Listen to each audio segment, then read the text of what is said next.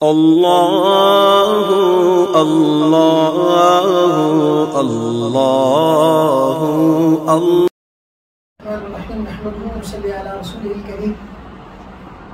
آج ہم نے سورۃ الذاریات، سورۃ الطور، سورہ النجم، القمر، سورۃ الرحمن، سورۃ الواقعہ اور سورۃ الحدید کی تلاوت کی ہے۔ سورۃ الذاریات مکی سورت ہے، اس میں 3 رکوع ہیں اور کل 64 کے قریب آیات ہیں۔ شروع میں اللہ تعالیٰ نے اس سورت کے 4 قسمیں کھائی ہیں، مختلف ہواؤں کی 4 قسمیں کھانے کے بعد اللہ تعالیٰ فرماتے ہیں جس چیز کا تم سے وعدہ کیا گیا ہے وہ ہر حال میں ہو کر رہے گی، وہ قیامت کا، انما توعدون لصادق۔ پھر اللہ تعالیٰ نے اس صورت کے اندر اگلی ایک اور قسم کھائی ہے اور اس کے اوپر فرمایا اللہ تعالیٰ نے کہ جو آپ علیہ السلام کو تعلیمات دی گئی ہیں اور آپ علیہ السلام کی تعلیمات کے حامل ہیں، وہ تعلیمات سچی ہیں۔ اس کے بعد اللہ تعالیٰ نے اس صورت میں مومنین کی کچھ صفات بیان کی ہیں۔ نمبر 1 صفت جو بیان کی ہے وہ نیک عمل کرتے ہیں۔ مومن کی صفات یہ کہ وہ نیک عمل کثرت سے کرتا ہے، اور ہم نے سورۃ العصر میں بھی پڑھیں گے آگے کہ والعصر ان الانسان لفی خسر الا الذین آمنوا وعملوا الصالحات۔ ایمان خالی جو ہے نا وہ کامیابی کی شرط نہیں ہے۔ اگر خالی ایمان لا کر آدمی سمجھتا ہے میں کامیابی ہو جاؤں گا تو کامل کامیابی تب ملے گی جب ایمان کے ساتھ اعمال صالحہ بھی شامل ہوں گے۔ جب تک اعمال صالحہ شامل نہیں ہوں گے، ہمارے لوگ یہ سمجھتے ہیں بہت زیادہ کہ ان اللہ هو الغفور الرحیم، اللہ بڑا غفور الرحیم ہے۔ اللہ غفور الرحیم کا مطلب ان لوگوں کے لیے غفور الرحیم ہے جو اللہ کی طرف بھاگ کے دوڑ کے آنا چاہتے ہیں۔ اللہ غفور الرحیم ان لوگوں کے لیے نہیں ہے جو اللہ کے روح گردانی کرتے ہیں اور اللہ کی طرف سے دور بھاگتے ہیں۔ جو اللہ کی طرف جانا چاہتا ہے اللہ اس کے ساتھ غفور رحیم ہے، اس سے محبت کرتے ہیں۔ ورنہ اس کے برعکس اللہ تعالیٰ یہ بھی فرما رہے ہیں ان بطش ربک لشدید، تیرے رب کی پکڑ بڑی سخت ہے۔ تو وہ کن لوگوں کے لیے؟ اور جو ہم نے گزشتہ پاروں میں پڑھا کہ اللہ تعالیٰ فرماتے ہیں لام لام جہنم منک وممن تبعک، میں تجھ سے بھی جہنم کو بھروں گا اور ان لوگوں سے بھی بھروں گا جو تیری اتباع کرتے ہیں۔ تو اس کا مطلب ہے کہ دونوں پہلو ہیں، اللہ جہاں غفور رحیم ہے وہاں اللہ بہت زیادہ سخت ہے۔ اور ہم نے سورۃ الغافر کے شروع میں اللہ کی 4 صفات بیان کی تھی، اس میں کہا تھا اللہ تعالیٰ غافر الذنب وقابل التوب شدید العقاب، بڑا زبردست بدلہ لینے والے اللہ تعالیٰ۔ اس کے بعد دوسری صفت جو مومنین کے بیان کی، وہ راتوں کو کم سوتے ہیں، کانوا قلیلا من اللیل ما یہجعون، وہ راتوں کو لمبے نہیں سوتے۔ وہ اقبال کا شعر ہے نا، کتنی گرا تجھ پر یہ صبح کی بیداری ہے، کتنی گرا تجھ پر یہ صبح کی بیداری ہے، ہم سے کہاں پیار ہے، ہاں نیند تجھے پیاری ہے۔ تو ہمیں اللہ سے پیار نہیں ہے، ہم رات کو اٹھ کے 2 رکعت ہم سے نہیں پڑھے جاتے۔ سورۃ المزمل میں اللہ تعالیٰ فرما رہے یا ایھا المزمل قم اللیل الا قلیلا، آپ رات کو اٹھیے کچھ نہ کچھ دیر کے لیے اور آدھی رات پڑھیے، جب 1 ربع رات کو جاگیے۔ لیکن جن لوگوں نے کچھ ہاتھ نہیں آتا کہ آہو سحر گاہی، اقبال کہتا ہے کہ آہو سحر گاہی جو صبح کا رونا دھونا اس کے بغیر کچھ حاصل نہیں ہوگا۔ ہم یہ تو چاہتے ہیں ہم سب اللہ والے بن جائیں، لیکن رات کو 2 منٹ کے لیے اٹھ کر ہم سے تہجد یا اللہ سے بات چیت یا اللہ سے راز و نیاز نہیں ہوتا۔ تو یہ کرنا ضروری ہے۔ جب تک ہم یہ نہیں کریں گے ہمیں کامل طور پر اللہ کی محبت حاصل نہیں ہوگی۔ اس کے بعد تیسری صفت جو بیان کی ہے ان کی، وہ یہ کہ ہے سحری کے وقت توبہ کرتے ہیں، رات کے آخری پہر میں اٹھ کر وہ اللہ سے مناجات کرتے ہیں اور توبہ کرتے ہیں۔ ایک دفعہ واقعہ لکھا ہوا رابعہ بصریہ کا کہ وہ رات کو اٹھا کرتی تھی تو ایک دن سو گئی، رات کو نہیں اٹھ سکی، تو جس دن اگلے دن اٹھی تو بہت روئی، بہت آہوزاری کی کہ اللہ تعالیٰ مجھ سے کیا ہو گیا، میں رات کو نہیں اٹھ سکی۔ تو ایک دن اگلے دن رات کا جب آخری پہر شروع ہوا تو کسی نے دروازے پہ دستخط دی، تو وہ اٹھی اور دیکھا تو بندے نے کہا بھائی اٹھو سحری کا ٹائم ہو گیا، اللہ سے توبہ کرو۔ تو وہ کہتے ہیں آپ بہت نیک آدمی ہیں، آپ نے مجھے اٹھا دیا۔ انہوں نے کہا نیک شے کوئی نہیں ہوں، میں شیطان ہوں۔ تو کل جو تیری سحری کی نماز رہ گئی تھی نا تہجد، اس پہ تو اتنا روئی، اللہ نے کئی تہجدوں کا نا ثواب دے دیے، لہٰذا آج میں خود اٹھانے آیا ہوں کہ ایک ہی ثواب مل جائے۔ تو میں اکثر یہ کہتا ہوں کہ جب ہم کنٹینیوٹی کے ساتھ کوئی نیک عمل کرنے لگ جائے نا تو پھر شیطان ہم سے کیوں جب اسکپ ہوتا ہے تو آدمی کے دل میں بہت گراوٹ ہوتی ہے کہ یار یہ کیا ہو گیا، ایسا کام میں مستقل کر رہا تھا۔ یوں بھی ہوتا ہے کہ آدمی کبھی نا کسی اپنے جدی کچھ مانگنے والے بھی ہوتے ہیں، کچھ ان کو دے رہا ہوتا ہے، کبھی وہ رہ جائے یار اس کو دینا تھا، وہ آیا تھا، چلو کچھ بھی دے دیتے اس کو، وہ ہمارا پرانا ہے. تو وہ جب اسکپ ہوتے تو گلٹی ہوتا ہے، آدمی توبہ کرتا ہے، تو پھر شیطان خود بخود کہتا ہے یہ اس کام پر اس کو رہنے دو، اس کے بعد جو ہے نا اس نے بڑا کام کر جانا. تو اس کے بعد ان کی یہ صرف بیان کی. اس کے بعد اللہ تعالیٰ فرماتے ہیں ان کے بارے میں کہ ان کے مالوں کے اندر مانگنے والوں کا اور نہ مانگنے والوں دونوں کا حصہ ہوتا ہے.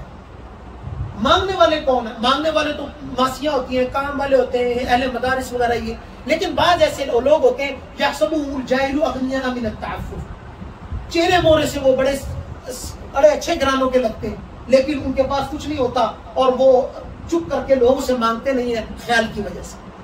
حضرت جی نے مجھے ایک دفعہ رحمۃ اللہ علیہ نے ایک بات سنائی کہ حامد میاں صاحب رحمۃ اللہ علیہ، جو محمود میاں جامعہ مدنیہ جو جدید ہے، جامعہ مدنیہ جدید، ان کے والد صاحب رحمۃ اللہ علیہ، اور رشید میاں صاحب کے والد صاحب، کہا کہ کسی طالب علم نے باتوں باتوں میں کر دیا، کیونکہ حضرت سادات میں سے تھے، ان کے گھر میں 3 دن ہو گئے کھانے کو کچھ نہیں، اور حضرت کی ظاہری ٹپ ٹاپ سے پتہ نہیں لگ سکتا تھا، کوئی اندازہ نہیں لگا سکتا تھا کہ حضرت کے گھر میں نہیں ہے کچھ. تو کہا کہ مجھے اتنا افسوس ہوا کہ اتنے بڑے اللہ والے اور لوگ سمجھ رہے کہ بہت امیر آدمی ہے اور کپڑے پہنتے ہیں اور یہ ہے، اور گھر کے حالات ہیں. تو ہمیں یہ خیال خود کرنا پڑے گا کہ یحسبهم الجاہل اغنیاء من التعفف. حضرت عمر رضی اللہ تعالیٰ عنہ ایک دفعہ ایک جگہ سے گزر رہے تھے، تو ان کا واقعہ بڑا مشہور، ہم نے کئی دفعہ سنا ہے.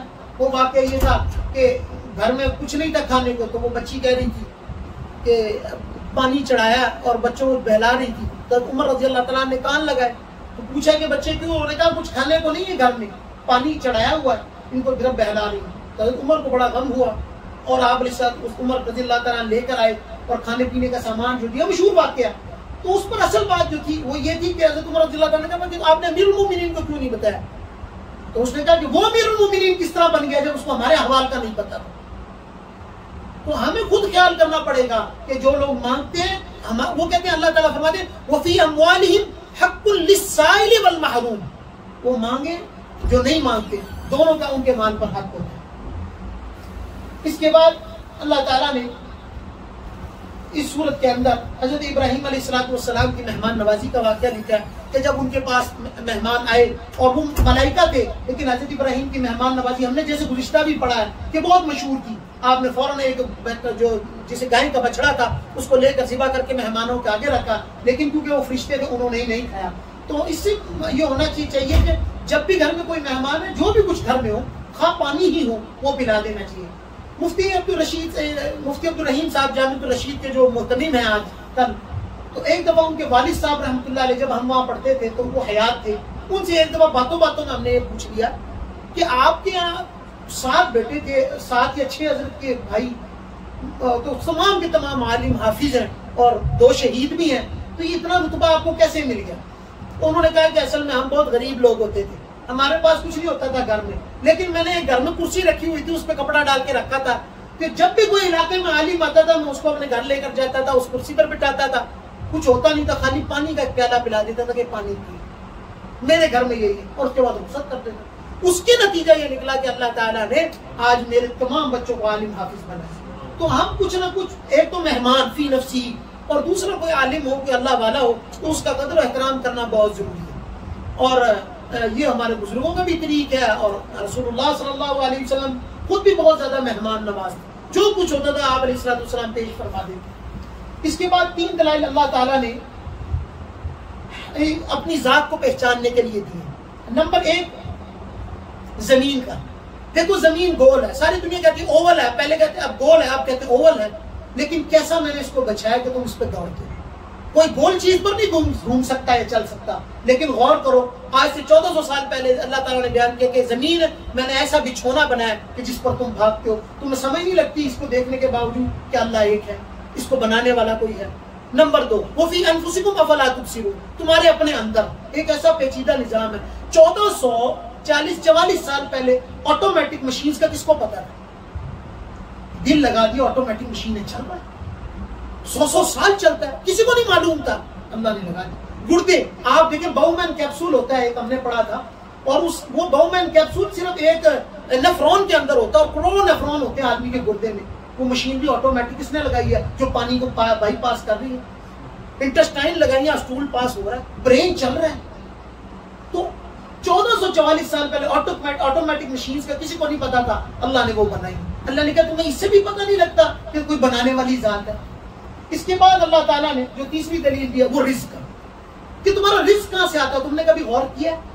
آپ دیکھیں نا, میں نے ایک مرغی کھائی, اچھا وہ مرغی کس فارم میں پلی ہے, اس کی فیڈ کہاں سے آئی ہے, وہ فیڈ کہاں بنی ہے, سمجھ سے باہر. وہ دانے کہاں اگے ہیں, وہ گندم کہاں بنی ہے, وہ کہاں پیسی ہے, میرے پاس آئی ہے, پھل کسی نے آ کے گوندی ہے, میں نے وہ کھائی. تو اللہ تعالیٰ فرما رہے ہیں کہ یہ دیکھو نا, یہ اتنی بڑی چین سپلائی جو بنائی ہے میں نے, یہ کس نے بنایا ہے؟ تم خود بنا سکتے ہو یا کوئی بنا بنائے یہ بن سکتی ہے؟ ایسا نہیں ہو سکتا. اور اس کے بعد اللہ تعالیٰ نے اس صورت بڑی اچھی بات فرمائی ہے, فَفِرُّوا إِلَى اللَّهِ. ان تمام چیزوں کے بعد اللہ کی طرف دوڑو, چلو نہیں, وقت کم ہے, بھاگو اللہ کی طرف. یہ ٹائم بھاگ رہا ہے, ہمیں اللہ کی طرف بھاگنا پڑے گا. فَفِرُّوا إِلَى اللَّهِ, اللہ کی طرف دوڑو. تو ہم اللہ کی طرف ایک گھسٹ کے چلے نا, پھر بھی دیکھیں ایک آدمی رستے پر چلنا شروع ہو جائے نا, کچھ لوگ بھاگ کے کراس کر لیتے ہیں, کچھ چل کے کرتے ہیں, کچھ گھسٹ کے کر لیں, کچھ جیسے مرضی کر لیں. جو رستے پر چل پڑے نا وہ کامیاب ہوتا ہے. ہم رستے پر چلنے کی ہمت ہی نہیں کرتے, لہذا ہمیں دین کے رستے پر چلنے کی ہمت کرنی پڑے گی. اس کے بعد اللہ تعالیٰ نے اس دنیا میں ہمارے پیدا کرنے کا مقصد بیان کیا ہے, وَمَا خَلَقْتُ الْجِنَّ وَالْإِنسَ إِلَّا لِيَعْبُدُونِ. میں نے جن و انسان کو اس لیے بنایا میری عبادت کریں. آج ہم اپنی زندگی کا مقصد یہ سمجھتے ہیں, بہترین گاڑی, بہترین گھر, بہترین خوبصورت سی بیوی, ایک بنگلہ, 2-4 فارم ہاؤس, اور یہ میرا سسٹم, یہ میرا اسٹیٹس. یہ ہمارا زندگی کا مقصد تو ہے ہی نہیں. یہ تو کفار کی زندگی کا مقصد ہو سکتا ہے, یعلمون ظاہرا من الحیات الدنیا, جن کو دنیا کی زندگی کلی زندگی لگتی ہے. ہماری زندگی کا مقصد صرف اور صرف اللہ کی عبادت, اللہ کو منانا ہے. اچھا اس کے ذرائع ہیں, حلال کمانا ایک ذرائع, اللہ کو منانے کا ایک رزق حلال عبادت, تجارت ایک عبادت ہے. ہم دیکھیں کفار جو تجارت کرتا ہے اور جو مسلمان کرتا ہے اس میں فرق ہوتا ہے. کافر کی تجارت صرف پیسہ کمانے کے لیے ہوتی ہے, اور مسلمان کی تجارت پیسہ کمانے کے لیے نہیں ہوتی, بلکہ ایک تو اللہ کا جو حکم ہے حلال کمانا, نمبر 2 اس سے جو مال آئے گا میں غرباء کی مدد کروں گا, اس سے زکوٰۃ دوں گا, اس سے یتیموں کو کھلاؤں گا, قربانی کروں گا, مجھ پر ہر فرض ہوگا, حج کروں گا. یہ تمام اس کی پیش نظر ہوتی ہے. یہ پیش نظر نہیں ہوتا خالی میں نے گاڑی لینے لیے تو میں نے گھر بنا لینا, تو کفار کی زندگی کا مقصد ہوتا ہے. ہماری زندگی کا مقصد کچھ اور ہے. اس لیے ہمیں اللہ کی عبادت کرنی چاہیے صبح و شام, زندگی کا مقصد یہ ہے. تو اللہ تعالیٰ ہمیں اپنے عبد میں سے بنا دے, اپنے ان بندوں میں سے بنائے جو اللہ کی عبادت کثرت سے کرتے ہوں. یہ اصل چیز ہے. اس کے بعد سورۃ الطور شروع ہوتی ہے. اللہ تعالیٰ نے 5 قسمیں کھائی ہیں اس میں, والطور وکتاب مسطور فی رق منشور والبیت المعمور والسقف المرفوع والبحر المسجور ان عذاب ربک لواقع. تیرے رب کا عذاب نافرمانوں پر لازم آئے گا. وہ مختلف قسم کا ہوتا ہے. کچھ لوگوں کو اللہ تعالیٰ مالی پریشانیاں ڈال دیتے ہیں نافرمانیوں کی وجہ سے, کچھ لوگوں کو مؤخر کر دیتے ہیں, کچھ کو آخرت کے لیے رکھتے ہیں. تو آئے گا ضرور عذاب. ذہن طور پر بنا کے رکھنا چاہیے کہ جب آدمی ٹکر لیتا نا, کہ ایک بات یاد آئی, ایک بندے نے ایک بزرگ سے کہا کہ میں نا اللہ کی عبادت نہیں کر سکتا, مجھے اللہ کی بات ماننا بڑا مشکل ہے. انہوں نے کہا آپ ایسا کریں 3 چیزوں میں سے ایک چیز کر لیں. انہوں نے کہا آپ بتا دیں. انہوں نے کہا ایسا کریں اللہ تعالیٰ کی زمین سے نکل جائے. انہوں نے کہا میں اللہ کی بات زمین سے کیسے نکلوں, زمین اتنی بڑی ہے. انہوں نے کہا اچھا یہ نہیں نہ کر سکتے آپ, کھانا پینا چھوڑ, بھائی اللہ کا کھائیں گے نہیں, اللہ کی مانیں گے نہیں. انہوں نے کہا یہ میں کیا کھاؤں گا. انہوں نے کہا اچھا ایسے کریں آپ سانس لینا چھوڑ دیں, ہوا استعمال کرنا بند کر. نہ میں نے تیری ہوا استعمال کی ہے نہ تیری عبادت کی ہے. انہوں نے کہا یہ نہیں ہو سکتا. انہوں نے کہا تو اتنا کمزور ہے, نہ کھانا چھوڑ سکتا ہے, نہ اس زمین و آسمان سے باہر نکل سکتا ہے, نہ سانس 1 منٹ کے لیے چھوڑ سکتا ہے, تو اکڑ کس بات کی.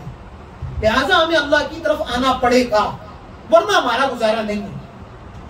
اس صورت میں اللہ تعالیٰ نے پھر ایک بڑی عجیب بات فرمائی ہے, والذین آمنوا واتبعتہم ذریتہم بایمان الحقنا بہم ذریتہم, کہ اگر والدین نیک ہیں اور اولاد ان کی نیک بنتی ہے اور اپنے والدین کی اتباع چلتی ہے, تو ہم قیامت کے دن ان دونوں کو ملا دیں گے, اگرچہ اولاد کم بھی ہو, اگرچہ اولاد کچھ نہ کچھ اپنے والد سے کم بھی ہو.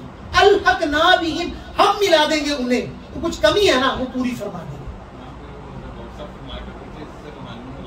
ہاں اسی میں وہ تو پکی بات ہے, پہلے روحانی اولاد آتی ہے, کیونکہ جسمانی اولاد کا تعلق تو دنیا تک ہوتا ہے، روحانی اولاد کا تعلق اصل تعلق ہے. دیکھیں رسول اللہ صلی اللہ علیہ وسلم کی کوئی جسمانی اولاد نہیں تھی، بیٹے تو نہیں تھے، روحانی اولاد تو صحابہ تھی، تو صحابہ کو اللہ تعالیٰ ان سے ملا دیں گے کہ بروز قیامت. تو ہم بھی دیکھیں کہ ہم اگر اپنے شیخ کے یا اپنے بزرگوں کے نقشے قدم پر چلتے رہیں، جس طرح بھی چلے، جتنا بھی چلے، اپنا تعلق ان سے جوڑ کر رکھیں، اللہ تعالیٰ ایک دن ضرور ملا دے.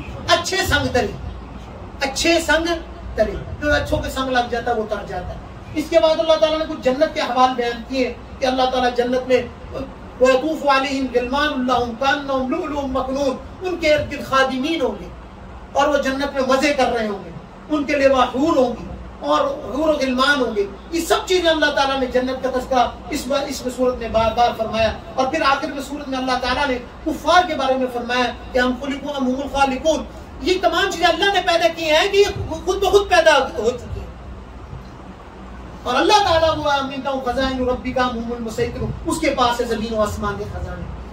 ام عندهم الغیب فهم یکتمون، اس کے پاس غیب کی باتیں ہیں ساری.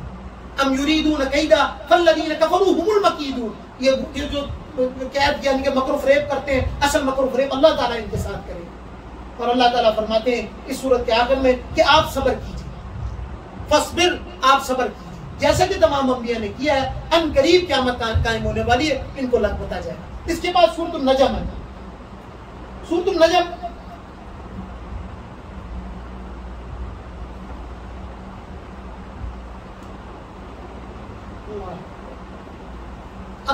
سورۃ النجم کی شروع میں اللہ تعالیٰ نے سب سے پہلے تو فرمایا ستاروں کے ٹوٹنے کی قسم کھائی ہے. وَالنَّجْمِ إِذَا هَوَىٰ مَا ضَلَّ صَاحِبُكُمْ وَمَا غَوَىٰ.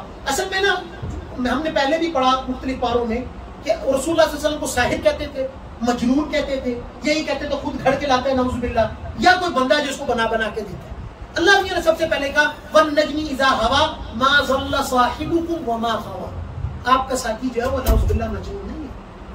اور آپ بڑی اہم بات ہے وَمَا يَنْطِقُ عَنِ الْهَوَىٰ، یہ اپنی خواہشات سے کوئی بات نہیں کرتے. إِنْ هُوَ إِلَّا وَحْيٌ يُوحَىٰ، مگر یہ جو ان کو وحی کی جائے. یہاں یہ بات سمجھنے کی ہے. آج کل کچھ نئے قسم کے جدید تہذیب کے انڈے ہیں گندے، جو اکبر نے کہا تھا نا، وہ آج کل ایک نیا فتنہ شروع ہوا ہے. وہ یہ کہتے ہیں کہ حدیث پر عمل کرنا ضروری نہیں ہے. اب بالبرملا کہ صرف فرائض ادا کیجئے، آپ کو ضرورت ہی نہیں ہے سنتیں پڑھنے کی، نہ سنتوں پر عمل کرنے کی. تو یہ جو اللہ تعالیٰ فرما رہے ہیں وَمَا يَنْطِقُ عَنِ الْهَوَىٰ، آپ نے کوئی بات اپنی خواہشات سے نہیں کی. إِنْ هُوَ إِلَّا وَحْيٌ يُوحَىٰ، کہ تمام کی تمام آپ پر وحی کی گئی ہیں. تو اس کا مطلب یہ ہے کہ دین کا تو بہت بڑا حصہ ہم ختم کر دیں. زکوٰۃ فرض ہے، وہ کتنی ہے وہ تو حدیث سے پتہ لگے گا نا. اب میں حدیث پر عمل نہیں کرتا، چھوڑ دیتا ہوں. نماز کیسے پڑھنی ہے وہ تو حدیث سے پتہ لگے گا. اب میں صرف نماز پڑھنی ہے نا، میں جیسے مرضی پڑھ لوں. قربانی کرنی جیسے مرضی کر لوں. تو جو حدیث کا منکر ہے در حقیقت وہ ایمان کا ہی منکر ہے. حدیث کے بغیر یہ اسلام کامل نہیں ہے. لہذا آج کل کی جو جدید تہذیب ہے نا، وہ کچھ حضرات بار بار کہہ رہے ہیں کہ سنتوں کی ضرورت نہیں ہے اور ملوکیت کے دور میں لکھی گئی ہے، اور حدیث پاک جو ہے اس کی سندیں بڑی کمزور اور یہ اور فلاں، اور لوگوں کے ذہن میں عجیب وساوس ڈالے ہوئے ہیں. یہ حدیث ضعیف ہے، یہ کمزور ہے، یہ فلاں ہے. نہ ضعیف کا مطلب پتہ ہے، نہ غریب کا مطلب پتہ ہے، نہ حسن کا پتہ ہے، نہ حسن لغیری کا پتہ، کسی حدیث کا مطلب ہی نہیں پتہ، لیکن لوگوں کے اندر انتشار پھیلا کے رکھا ہوا. اس کے بعد اللہ تعالیٰ نے اس صورت میں معراج کے واقعے کا بیان کیا ہے کہ اللہ نے وہاں رسول اللہ صلی اللہ علیہ وسلم کو قرب عطا کیا. فَكَانَ قَابَ قَوْسَيْنِ أَوْ أَدْنَىٰ، بہت قریب لے اللہ تعالیٰ. اور وہاں سدرہ جو بیری کا درخت ہے عرش پر، جو اللہ تعالیٰ رسول اللہ صلی اللہ علیہ وسلم نے وہ بھی دیکھا. اور وہاں آپ علیہ السلام نے حضرت جبرائیل کو اپنی اصل شکل میں دیکھا. اور اللہ تعالیٰ نے وہاں آپ کو مختلف جہنمیوں کے حوال بیان کیے دکھائے، اور مختلف جنتیوں کے حوال بیان کیے، اور مختلف انبیاء سے ملاقات ہوئی وہاں آپ کی. حضرت موسیٰ سے، حضرت ابراہیم سے، حضرت عیسیٰ سے، اور ان لوگوں سے آپ کی ملاقات ہوئی. یہ تمام اس صورت کے اندر اللہ تعالیٰ نے کچھ نہ کچھ اجمالی طور پر ذکر کیا ہے. اس کے بعد اللہ تعالیٰ نے اس صورت کے آخر میں بیان کیا ہے کہ تم لوگ یہ وہ ذات جس نے تمہیں ہنسنا سکھایا، رونا سکھایا، کھانا سکھایا، تمہیں پلانا سکھایا، وہ ہے خدا یا وہ جس کی تم عبادت کرتے ہو؟ وہ ہے جس نے تمہیں جوڑے جوڑے پیدا کیا ہے یا وہ جس کی تم عبادت کرتے ہو؟ وہ کہ جس نے آسمانوں اور زمینوں کو پیدا کیا ہے یا وہ جس کو تم نے خود تراشا ہے؟ وہ خواہشات. اصل میں آج کل ہم شاید اس قدر مسلمان بت پرستی نہیں کرتے، جیسے کہ کل بھی میں نے کہا تھا، ہم جو ہے وہ نفس پرستی کرتے ہیں. اور حقائق اس قدر ہماری نظروں میں اس قدر بند ہیں کہ نفس پرستی میں ہم کبھی کبھی حق کو جانتے ہوئے بھی، کیونکہ اسی فلاں پیروکار ہیں، ہم حق کو جانتے ہوئے بھی ہم حق بات کو دبا دیتے ہیں، حق کو جانتے ہوئے، اور ہم نفس پرستی کرتے اور شخصیت پرستی کرتے۔ تقلید کا مطلب شخصیت پرستی نہیں ہے، شخصیت پرستی کچھ اور چیز ہے اور تقلید کچھ اور چیز ہے، لہٰذا تقلید کرنی چاہیے، شخصیت پرستی نہیں کرنی چاہیے۔ شخصیت پرستی میں آتا ہے کہ غلط ہو صحیح ہو جی اتباعی کرنا، ایسا نہیں ہے۔ وہ حضرت عمر رضی اللہ تعالیٰ عنہ کھڑے ہوئے تھے نا، تو انہوں نے 2 کپڑے اپنا سوٹ بنایا ہوا تھا، وہ بوڑھی کھڑی ہو گئی تھی۔ آپ تقریر کرنے سے پہلے یہ بتائیں آپ نے سوٹ کیسے بنا لیا ہے؟ ہمیں تو کپڑا ملا تھا، اسے سوٹ نہیں بنتا تھا۔ آپ نے کہا کہ اپنے بیٹے کو بلایا، اور بیٹے نے بتایا کہ میرے ابو کا سوٹ نہیں بنتا تھا، میں نے اپنی چادر اپنے ابو کو دی تو اس لیے سوٹ مکمل ہو۔ انہوں نے کہا ہاں اب آپ کی بات ہم سنیں گے۔ تو یہ ہوتی ہے تقلید، تو ہمیں تقلید سکھاتی ہے دین۔ اس کے بعد اس سورت کے بعد سورۃ القمر ہے۔ اللہ تعالیٰ نے یہ قیامت کا واقعہ بیان کیا، اقتربت الساعہ، جب قیامت کا زمانہ قریب آ جائے گا، وانشق القمر، اور آسمان پھٹ جائے گا، وہ چاند پھٹ جائے گا۔ رسول اللہ صلی اللہ علیہ وسلم کی بعثت سب سے بڑی قیامت کی نشانی ہے۔ آپ کا وجود، آپ جب تشریف لائے تو اس کا مطلب قیامت اب سر پر ہے۔ آپ علیہ الصلوۃ والسلام نے کہا میں اور قیامت ایسے آئے۔ آپ علیہ الصلوۃ والسلام اما عائشہ سے فرما رہے ہیں کہ حضرت عائشہ ایک دفعہ بہت پریشان تھی، آپ نے فرمایا عائشہ کیا ہوا؟ کہا میں دجال سے ڈر رہی ہوں۔ کہا کہ اگر دجال میرے زمانے میں آ گیا تو میں تیری طرف سے کافی ہوں گا، اور اگر نہ آ سکا تو تو اس کے متھے پر لکھا ہوا پہچان لے گی، تو وہ کتنا قریب ہوگا۔ اور اب تو اتنی قریب کی علامات ہیں، اتنی قریب کی علامات ہیں قرب قیامت کی کہ اب آئی کہ کب آئی۔ لہٰذا ذہنی طور پر ہم قیامت کے لیے تیاری کریں، اپنے آپ کو وائنڈ اپ کرنے چاہیے۔ انسان جب زندگی کے آخری حصے میں ہوتا ہے تو وہ اپنی چیزوں کو وائنڈ اپ کرتا ہے۔ جس گھر کو چھوڑ کے جانا ہوتا ہے اس کو وائنڈ اپ کرتا ہے، سمیٹو یار کرایہ کا گھر ہے چھڑ کے جانا ہے، تو یہ دنیا کو ہم نے چھوڑ کے جانا ہے، اس کو وائنڈ اپ کیجیے، پھیلائیں نہ، جتنی پھیلائیں گے اتنا مشکل ہو جائے گا۔ وہ حضرت عطار رحمۃ اللہ علیہ کا واقعہ نا، وہ ایک دکان پر گئے خوشبو والی، تو ایسے دیکھا، انہوں نے کہا کیا دیکھ رہے ہو؟ انہوں نے کہا میں دیکھ رہا ہوں کتنی بوتلوں میں تیری جان پھنسی ہوئی ہے۔ انہوں نے کہا تو تیری جان نکلے گی کیسے؟ انہوں نے کہا جیسے تیری نکلے گی۔ انہوں نے کہا میری تو ایسے نکلے گی، لے رومال نیچے رکھا، لیٹر اللہ کو پیار رہا، تو میری تو ایسے نکلے گی، تو تیرے جو اتنی چیزوں میں پھنسی ہوئی ہے، ہم سب کی جانیں مختلف چیزوں میں پھنسی ہوئی ہیں، ہمیں اس کو نکالنا ہوگا اگر ہمیں اللہ کی طرف جانا ہے۔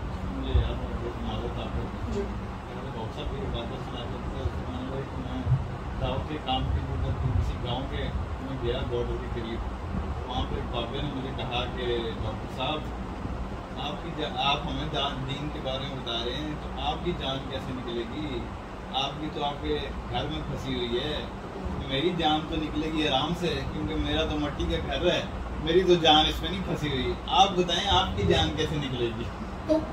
تو اللہ والے جو ہوتے ہیں وہ اب مختلف لوگ جو ہیں مختلف طور پر ان کو کچھ نہ کچھ کہہ بھی دیتے ہیں۔ تو کہنے کا مقصد یہ کہ ہمیں اپنی جانوں کو مختلف جگہوں سے نکال کر اللہ کے حوالے کرنا ہے، ہماری جانیں بہت جگہوں پر پھنسی ہوئی ہیں۔ اس کے بعد اس صورت میں اللہ تعالیٰ نے شق قمر کا جو واقعہ تھا، وہ معجزہ تھا نبی صلی اللہ علیہ وسلم کا، وہ بیان کیا ہے، اور اس کے بعد اللہ تعالیٰ نے اس صورت میں بالکل متقیوں کا حشر اور جو لوگ مجرمین ہیں ان کا بیان میں فرمایا کہ ان المجرمین فی ضلال وسعر، قیامت کے دن مجرمین جو ہے بڑی تنگی میں ہوں گے، اور متقین جو ہوں گے فی جنات ونہر، جنات میں ہوں گے۔ اس کے بعد سورۃ الرحمن ہے۔ سورۃ الرحمن جو ہے مکی سورت ہے، 55 آیات ہیں اس میں، اور معذرت سورۃ الرحمن میں 78 آیات اور 3 رکوع ہیں۔ اللہ تعالیٰ نے اس کے اندر تقریباً یہ سورت جو ہے نا، اس کو عروس القرآن بھی کہا، قرآن کی دلہن، کیونکہ اس کے انداز، بیان، خوبصورتی بہت زیادہ ہے۔ اس میں لگ بھگ اللہ تعالیٰ نے 31 دفعہ 31 ٹائمز کہا ہے تم اپنے رب کی کون کون سی نعمتوں کو چھٹاؤ گے۔ لیکن ایک نعمت ہوتی نا تو تب بھی اس کا شکر ادا کرنا مشکل ہے، ایک نہیں۔ سب سے پہلے الرحمن، آپ حیران ہو گئی الرحمن کو کیوں تذکرہ کیا ہے؟ رحمان کا ہونا سب سے بڑی نعمت ہے، رحمان کا ہونا یہی سب سے بڑی نعمت ہے ہمارے لیے، اگر نہ ہوتا تو کیا کرتے۔ پھر قرآن، علم القرآن، ایک رحمان نعمت ہے، دوسرا قرآن نعمت، علم القرآن، الشمس والقمر بحسبان، چاند سورج، والنجم والشجر یسجدان، درخت، پتے، پھول۔ اب آپ جس چیز کا نام لیتے رہے، غلے، بغیر تنوں کے درخت، بیلیں، فَبِأَيِّ آلَاءِ رَبِّكُمَا تُكَذِّبَانِ، تم کس کس نعمت کو جھٹلاؤ؟ تمہیں اب بھی سمجھ نہیں لگتی کہ تم نے کس کی عبادت کرنی ہے؟ خلق الانسان من صلصال کالفخار، کھڑکتی ہوئی مٹی سے پیدا کیا. اور دیکھو مرج البحرین یلتقی، جیسے دو دریا ہیں مختلف ہیں، ہم نے ملائے ہیں، وہ آپس میں مکس بھی نہیں ہوتے. چلو وَلَهُ الْجَوَارِ الْمُنْشَآتُ، بڑے بڑے جہاز ہیں سمندر پہ میں نے چلائے ہیں، کون چلا سکتا؟ کُلُّ مَنْ عَلَيْهَا فَانٍ، سب کو میں نے بنایا اور سب کو میں فنا کر دوں گا مگر میری ذات باقی رہے گی. تو اللہ والے یا جو آدمی اللہ سے جڑ جاتا ہے وہ بھی ہمیشہ کے لیے رہ جاتا ہے. جو چیز اللہ سے جڑ جاتی ہے وہ ہمیشہ کے لیے رہ جاتی ہے، جو غیر اللہ سے جڑتی ہے وہ فنا ہو جاتی ہے. کیوں؟ اللہ کو بقا ہے تو اس سے جڑنے والوں کی بقا ہے، اور غیر اللہ کی فنا ہے تو اس سے جڑنے والوں کی بھی فنا ہے. تو جو اللہ سے غیر سے جڑتے ہیں وہ فنا ہو جاتا ہے. جو اللہ سے جنہوں نے اللہ سے عشق کیا ہے نا تو ان کا مرنے کے بعد بھی وہ زندہ رہتے ہیں، اور جو غیر اللہ سے کرتے ہیں وہ بس جتنی دیر غیر اللہ ہے اتنی دیر تک وہ. تو یہ تمام صورت کا خلاصہ اور نچوڑ جس میں جنت کا تذکرہ ہے، حوروں کا تذکرہ ہے، اور اللہ تعالیٰ نے بارش کا تذکرہ ہے، آسمان کا، پتہ نہیں بے شمار چیزوں کا تذکرے کے بعد اللہ تعالیٰ آخر میں فرماتے ہیں کہ فَبِأَيِّ آلَاءِ رَبِّكُمَا تُكَذِّبَانِ، تم اپنے رب کی کون کون سی نعمتوں کو جھٹلاؤ. چلو ایک نعمت کہہ دیا کہ فلاں نے بنا لی، دوسری نعمت تو نہیں، تیسری نہیں ہے، چوتھی نہیں، پانچویں نہیں، ہزاروں کروڑوں اربوں نعمتیں ہم نے بنائی ہیں. اور پھر آخر فرمایا تبارک اسم ربک ذی الجلال والاکرام، تیرے رب کا نام ہی بڑا ہے، باقی سب نام ختم ہو جانے، تیرے رب کا نام ہی سب سے بڑا ہے. تبارک اسم ربک ذی الجلال والاکرام، بڑی عزتوں والا، بڑے جلال والا. اس کے بعد یہ سورۃ الواقعہ شروع کیا ہے. سورۃ الواقعہ حضرت ابن مسعود رضی اللہ تعالیٰ عنہ فرماتے ہیں رسول اللہ صلی اللہ علیہ وسلم نے فرمایا کہ جو شخص رات کو یعنی کہ مغرب کے بعد اس سورت کو پڑھے گا اس کو زندگی میں کبھی فاقہ نہیں آئے گا. اور عبداللہ ابن مسعود رضی اللہ تعالیٰ عنہ کا جب انتقال ہونے لگا تو عثمان غنی پاس آئے، کہا کہ ایسا کرتا ہوں آپ کی صرف بیٹیاں ہی ہیں تو ایک زمین آپ کے نام کرا دیتا ہوں، اس کا جو بھی پیسے آئیں گے آپ لیتے رہنا، استعمال کریں گی آپ کی بچیاں. انہوں نے کہا نہیں، مجھے رسول اللہ صلی اللہ علیہ وسلم نے فرمایا تھا میں نے اپنی بچیوں کو سورۃ الواقعہ یاد کروائی ہے، مجھے فکر نہیں ہے اس بات کی کہ میری بچیاں بھوک سے مر جائیں. آج میں یہ تو کہتا ہوں میری اپنی بچی کا بینک میں اکاؤنٹ بنا دو، میں یہ تو کہتا ہوں میری بچی کا بینک بیلنس بنا دو، میں یہ تو کہتا ہوں کہ میرے بچے کا اکاؤنٹ کھول دو اور پلے گروپ سے ہی کھول دو، اور جیسے ہی بچہ پیدا ہو بچی پیدا ہو اس کا اکاؤنٹ کھول دو. یہ فکر نہیں کرتا کہ میں اپنی بچی کو سورۃ الواقعہ یاد کرا دوں. بھائی میں نے سورۃ الواقعہ یاد کرائی ہو، میری بچی کو پتا ہو میں نے رات کو سورۃ الملک پڑھ کے سونا ہے، میری بچی کو پتا ہو کہ روز میں نے سورۃ الکہف کی پہلی 10 آیات پڑھنی ہے، اور ہر جمعے کو سورۃ الکہف پڑھنی ہے، اور سورۃ الواقعہ مغرب کے بعد پڑھنی ہے، اور ہر جمعرات کو اور جمعے کو میں نے سورۃ حامیم سجدہ پڑھنی ہے. فقر و فاقہ کہاں سے آئے گا؟ فقر و فاقہ کہاں سے آئے گا؟ ہم نے وَمَن يَقْنُتْ میں 22 پارے کے سورہ میں اللہ تعالیٰ نے کہا تھا وَمَن يَقْنُتْ مِنكُنَّ لِلَّهِ وَرَسُولِهِ وَتَعْمَلْ صَالِحًا نُؤْتِهَا أَجْرَهَا مَرَّتَيْنِ وَأَعْتَدْنَا لَهَا رِزْقًا كَرِيمًا. وہ عورتیں جو اللہ سے ڈرتی ہیں، نیک عمل کرتی ہیں، اللہ تعالیٰ نے ان کے لیے أَعْتَدْنَا لَهَا رِزْقًا كَرِيمًا بہترین رزق تیار کر رکھا ہے. اب کون بہترین رزق کون سا ہوتا ہے؟ بہترین رزق یہ ہے کہ اس کے شوہر کو اللہ تعالیٰ بہترین جاب دے دیتے. ایسا تھوڑا سا رزق ہوتا ہے بالکل چلتا رہتا ہے، 10 سال 20 سال چیز خراب ہی نہیں ہوتی. یہ ہوتا ہے بابرکت رزق. تو ہم اپنی بچیوں کو بچوں کو سورۃ الواقعہ سکھائیں، بلکہ پابندی سے پڑھانے کی ترتیب بنائیں. خود بھی بیٹھے مغرب کے بعد کچھ وقت یا رات کو سوتے وقت آؤ بیٹا بیٹھ جاؤ. تو ہمارے پوتے پوتیاں ہوتے ہیں، نواسے نموسے ہوتے ہیں. ہم ایک دفعہ سعودیہ میں ایک جگہ گئے تو مجھے ان صاحب کی بڑی ترتیب رکھی، بڑی اچھی لگی، جن کے گھر دعوت تھی.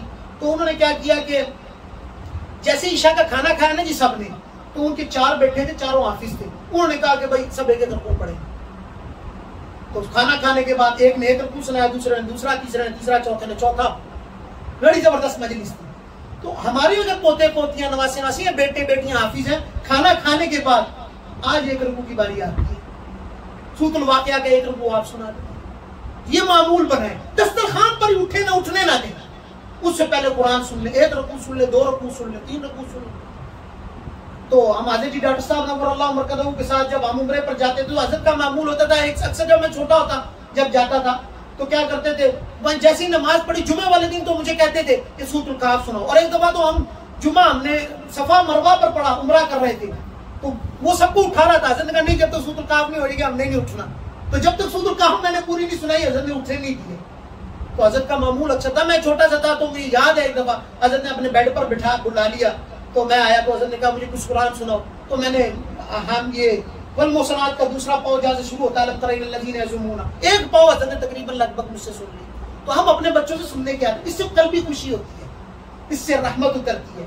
تو ہم سنائیں بھائی آپ کو حفظ کرایا، اس سے بچے کے دل میں بھی خوف رہتا ہے کہ میں نے نا اس کو ریوائو کر کے رکھنا ہے، ابو نے سن لیا، دادا ابو نے سن لیا، کہیں نہ کہیں سن لیا، ایک رکوع سن لیجیے. اس کا معمول بنانا بڑا ضروری ہے. سورۃ الواقعہ کے اندر اللہ نے 3 گروہوں کا تذکرہ کیا. نمبر 1 سابقون الاولون، یہ صحابہ تھے، یہ صحابہ تھے، اور کہا کہ سلۃ من الاولین وقلیل من، چند لوگ ہیں آخرت میں جو ان کے ہم پلہ ہوں گے، ورنہ وہ صحابہ کا ایک ریلا تھا وہ گزر گیا. ہاں بزرگ کہتے ہیں کہ صحابہ کی جماعت جاری تھی، کچھ روحوں کو روک لیا، علماء دیوبند کو اس میں سے پیدا کر دیا، قاسم نانوتوی، رشید احمد گنگوئی، اشرف علی تھانوی، حسین احمد مدنی، اور حضرت عبید اللہ سندھی، حضرت محمود الحسن، حضرت میاں جی نور محمد، اور حضرت مفتی شفیع صاحب. یہ لوگ بڑے بڑے لوگ تھے، ایک صحابہ کا قافلہ تھا، روک گیا. چند روح، انور شاہ کشمیری، یہ بڑے بڑے لوگ تھے، اللہ نے ان کو روک لیا، ورنہ اب بہت کم لوگ ہیں. پھر دوسرا گروہ جو بیان فرمایا وہ اصحاب الیمین، دائیں طرف والا، وہ نیکوکار لوگ ہیں، وہ نیکوکار لوگ ہیں. ان کے لیے اللہ تعالیٰ کہتے ہیں اللہ تعالیٰ کیا کہتے ہیں فی صدر مخضود وطلح منضود وظل ممدود وماء مسکوب وفاکہۃ کثیرہ، ٹھنڈا پانی، چھاؤں دار درخت، اور وہاں لذت اور مزے ہیں. اللہ تعالیٰ ان کو حور و غلمان عطا فرمائیں گے. اور تیسرا گروہ جو تذکرہ کیا ہے وہ کیا ہے الٹے ہاتھ والوں کا، وہ اللہ تعالیٰ فی سموم و حمیم، ان کے لیے ابلتا کھولتا ہوا پانی ہوگا، وظل من یحموم لا بارد ولا کریم. یہ سب اس لیے تھا کہ دنیا میں بہت مزے تھے. اللہ تعالیٰ کہتے ہیں دنیا میں اس طرح قید خانہ بن کے گزارو تو ہم تمہیں آخرت میں انعامات سے نوازیں. ہم دنیا میں مزے کرنے کے چکر میں آخرت میں اس کا کوئی ریوارڈ نہیں ہے.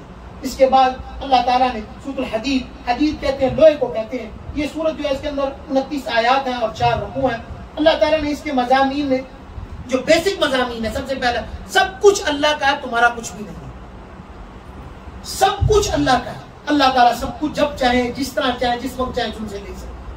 میں نے لوگوں کو دیکھا کروڑوں پتی تھے، آج کب پتی کچھ بھی نہیں ہے.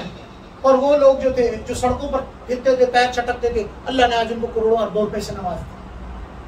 تو اللہ تعالیٰ نے دل کا ایام نداولھا بین الناس، سب کچھ اللہ کا ہے. اللہ تعالیٰ کبھی لے لیتے کبھی دے دیتے. تو آدمی کو اپنی چیزوں پر گھمنڈ نہیں ہونا چاہیے. میری گاڑی، میرا بنگلہ، میری بھائی آئی تیرے پاس ہے. من کی دولت ہاتھ آئے پھر کبھی جاتی نہیں.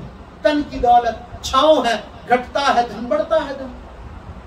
کبھی چھاؤں اس طرف چلی جاتی، کبھی اس طرف چلی جاتی ہے. تو یہ تو چھاؤں ہے، کبھی بڑھتی جھٹتی ہے. اس کے بعد اس سورت کا دوسرا مضمون یہ ہے کہ آپ علیہ الصلوۃ والسلام کو اللہ تعالیٰ یہ فرماتے ہیں کہ اللہ اور اس کے رسول، اور یہ مومنین کو خطاب ہے، اور اس کے دین کی سربلندی کے لیے سب کچھ قربان کرنے کے لیے اپنے آپ کو تیار رکھیں. اللہ اور اس کے رسول پر اور دین کی سربلندی کے لیے اپنا تن من دھن سب کچھ قربان کرنے کے لیے تیار رہنا.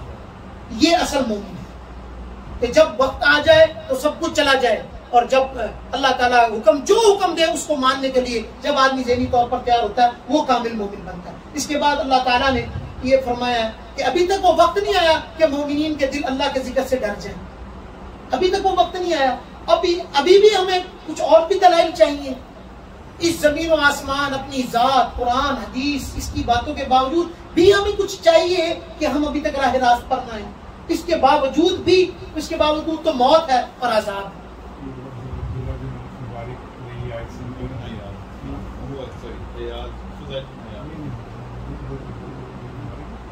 تو ابھی یہ وقت نہیں آیا. تو وہ حضرت فضیل بن غیاث جو تھے چور ڈاکو تھے، تو وہ ایک گھر میں جب داخل ہوئے چوری کے لیے تو وہاں یہ کوئی آیت پڑھا تھا لم یأن للذین آمنوا ان تخشع قلوبهم لذکر اللہ، کہ ابھی تک یہ وقت نہیں آیا. تو وہ وہیں ڈر گئے اور انہوں نے کہا اب وقت آ گیا، اور اس کے بعد انہوں نے سب کچھ قربان کر دیا. تو ہمیں ابھی تو جوانی ہے نا جی. تو اللہ تعالیٰ بچے سے، جب بچہ بن ہوتا ہے نا، کان میں آواز آتی ہے ابھی وقت نہیں آیا، پھر جوانی آتی ہے ابھی وقت نہیں آیا، پھر بڑھاپا آتا ہے ابھی وقت نہیں آیا، پھر موت آ جاتی ہے. اب انسان کہتا وقت آ گیا ہے، وہ کہتی ہے اب سب کچھ چھوڑنے کا وقت آ گیا. کسی نے ملک الموت سے کہا نا، ملک الموت سے آپ آتے ہیں تو بتاتے نہیں ہیں. انہوں نے کہا میں بتاتا ہوں. انہوں نے کہا کیسے بتاتے ہیں؟ انہوں نے کہا جب آپ پیدا ہوئے تھے، آپ نے چلنا شروع کیا تھا اور آپ کے دانت آنا شروع ہوئے تھے، تو میں نے پہلی وارننگ دی تھی کہ دانت آ گئے. پھر آپ کے کچے دانت، دودھ کے دانت ٹوٹنا شروع ہوئے تھے، یہ وارننگ. اس کے بعد آپ کے پکے دانت آئے تھے، عقل داڑھ آئی تھی. تو آپ کے پکے دانت ٹوٹنا شروع ہوئے تھے، اینک لگ گئی تھی، ब्लड प्रेशर ऊपर नीचे होना शुरू हो गया था, शुगर हिलना शुरू हो गई थी, पट्ठों में दर्द शुरू हो गई थी, इधर उधर दर्दें निकल आई थी, यूरिक एसिड कभी और कभी ट्राइग्लिसराइड और कभी कुछ और कभी कुछ, आगे पीछे हो रहा था, उनका होता था। उन्होंने कहा ये मैं ही बता रहा था, मैं आने वाला हूं। तो जवानी में पता नहीं लगता इंसान, तो ये सिर्फ अलार्म होते हैं छोटे छोटे, जो कान से टर्न करके बजता है और निकल जाता है, और इंसान दुनिया में गर्क होता है, इसलिए पता नहीं लगता। तो वक्त करीब है। इसके बाद अल्लाह ताला फरमाते हैं यअलमु अन्नमल हयातुद दुनिया लइबुन व लहव व ज़ीनह व तफाखुर बैनकुम व तकासुरुन फिल अम्वालि वल औलाद। बिल्कुल अल्लाह ताला फरमाते हैं कमसली गैस अअजबल कुफ्फार नबातु सुम्मा यहीजु फतराहु मुस्फरन सुम्मा यकूनु हुतामा। अल्लाह ताला फरमाते हैं दुनिया की जिंदगी क्या खेल तमाशा है। यअलमु अन्नमल हयातुद दुनिया लइबुन व लहव, खेल तमाशा, व तफाखुरुन बैनकुम, आपस में फखर, मेरी ये घड़ी, मेरा ये मोबाइल, मेरी ये गाड़ी, मेरे ये कपड़े, व तकासुरुन फिल अम्वालि वल औलाद, मेरे पास 8 अरब, तेरे पास 10 अरब, उसके पास 50 अरब, मेरे पास इतने करोड़, मेरे 8 बेटे 4 बेटे, मेरा बेटा डॉक्टर, मेरा बेटा इंजीनियर, मेरा बेटा ये, मेरा बेटा। व तकासुरुन फिल अम्वालि वल औलाद, इसकी मिसाल ऐसे जैसे कि एक खेती है, उसको पानी दिया और कुफार उस पर इतराते हैं, वजलू हुतामा, अल्लाह सबको बर्बाद कर दे। बस ये जिंदगी है, 4 दिन की है, लगा दुनिया का मेला 4 दिन, तो खत्म हो जाना है। हमें इस दुनिया से जाने की तैयारी करनी चाहिए। और अल्लाह ताला इस सूरत के आखिर में फरमाते हैं देखिए ला तअसौ अला मा लिअल्ला यअलम अहलुल किताब अल्ला यक़दिरून अला शैइन मिन फज़लिल्लाह व अन्नल फ़ज़ल बियदिल्लाह युती मन यशा। ये अहले किताब भी समझते हैं कि अल्लाह ताला किसी चीज पर कादिर नहीं है। लिअल्ला यअलम अहलुल किताब अल्ला यक़दिरून अला शैइन मिन फज़लिल्लाह व अन्नल फ़ज़ल बियदिल्लाह, हालांकि तमाम फजल अल्लाह के हाथ में। ये एक ऐसी चीज है कि अगर हम इसका थोड़ा सा इदराक कर लेना कि तमाम फजल अल्लाह के हाथ में, हम कभी हम नहीं खा सकते। मेरा कारोबार, मेरी इज्जतें, मेरी चीजें, मेरी औलाद, मेरे पैसा, मेरी जाह, सब कुछ अल्लाह के हाथ में, मेरा कुछ नहीं कोई बिगाड़ सकता। बस वअन्नल फ़ज़ल बियदिल्लाह युती मन यशा, मेरे पास एक गाड़ी है, किसी को 2 मिल गई तो मुझे हम नहीं होगा, क्यों? ये तो अल्लाह ने देना था। मुझे फलां चीज मिल गई, फलां को नहीं मिली, ये अल्लाह ने देना था, उसको दे दिया। फलां को दे दिया, मुझे क्यों नहीं दिया? किसी को अच्छी आवाज दी, किसी को अच्छी शक्ल दी, किसी को ज्यादा बेटे दिए, किसी को ज्यादा बेटी दी। आदमी हम ही ना करे, क्यों? जब इसको ये समझ आ जाए तो अन्नल फ़ज़ल बियदिल्लाह युती मन यशा, ये फजल अल्लाह के हाथ में, जिसको चाहे दे देता है। वल्लाहु ज़ुल फ़ज़लिल अज़ीम, अल्लाह ताला बहुत फजल करने वाले हैं। अल्लाह ताला हमें ईमानों में कुरान पाक की तालीमात पर अमल करने वाला बनाए। व आखिर दावाना अल्हम्दुलिल्लाहि रब्बिल आलमीन।